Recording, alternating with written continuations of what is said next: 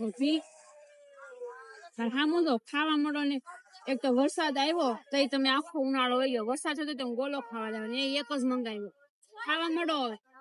હામું જોતા મોટા તાલમીની ઘરે 100 રૂપિયા છે એક જ ગોલો લીધો છે એ ઘટશે હું 20 રૂપિયા વાળો ખાઈ લઉં તીખવા વાળો આમાં ધરાઈ જાય 20 માં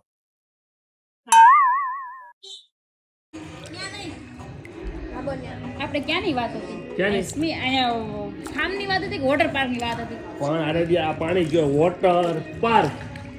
વોટર પાર્કમાં રાઇડ્સ હોય ઓલ અંદર ભૂંગળામાં વયા જાય પાછા અડધેથી બહાર નીકળીએ અરે આ ઉપરથી સલું ઠેકડો મારે રાઈડ ઠેકડો મારો રાઈડ થઈ એમાં હું હોય બીજું નથી મારે આવું મને વોટર પાર્ક લઈ જ જાય પણ જ્યુસ બને ફટાફટ ચાલ જ્યુસ ભગતભાઈ બનાવે છે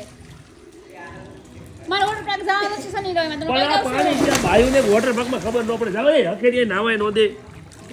બધા એનજી બંધ હા થાકી ગઈ તડકો જ બહાર એવો છે થાકી જ જાને તમારે હાટુ ગિફ્ટ લેવા ગઈ તમારો બર્થડે હમણાં આવે છે ને તો શું ગિફ્ટ આપવાના છો મેં એમ વિચાર્યું હું તમને થાર આપી દઉં એ ઊંચા નીચા થાવમાં હા થાર ઓલી મોટી થાર આવે ને એ પછી નક્કી કર્યું ડાઉન પેમેન્ટ ભર્યું લોન પણ મૂકી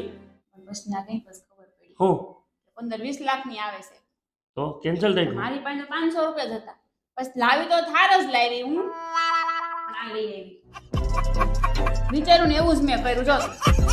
ભવ્યને કામ આવશે હા ક્યારે આવવાની રીકા પિયર થી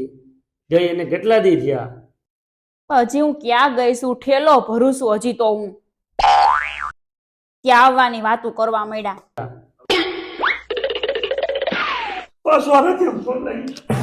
ઉભા રહ્યો હું આવું જ છું ખમો તમે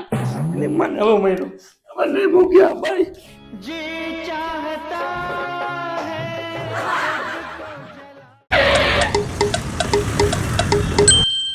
હા દોસ્તલા હે હું ભાઈ આ રોજ ચિંતા ન કરું સુરત આવો નીકળું હાલ હમણાં હા હમણાં નીકળી જાય હા રાજકોટ શું નીકળ્યું હાલે આપણે સુરત જવું પડશે સુરતમાં યુથના ભણકારા વાગવા માંડે ન્યા સુધી દરિયો આપણે આવે ને એટલે જવું પડશે તમારા બેયનું કોઈ ઘરમાં નથી માનતું તમારી બાયડી કે છોકરા અને તમારે યુદ્ધ માટે જવું છે લડવા બેયને કોઈ ઓળખે છે તમને અહીંયા કોઈ હવે સાના મના રહ્યો અહીંયા રાજકોટ આવ્યા સીધી 5 દિન જ મારા મામાના ઘરે ને માસીના ઘરે જવાનું બાકી છે 2 દી રોકાવાનું 4 દી ત્યાં રોકાવાનું છે મારે સાના મના રહ્યો અને હાલો આમ સાના બસ હવે જે કીધા ફોન કર્યા કરતો તો ભલે કર્યા કરે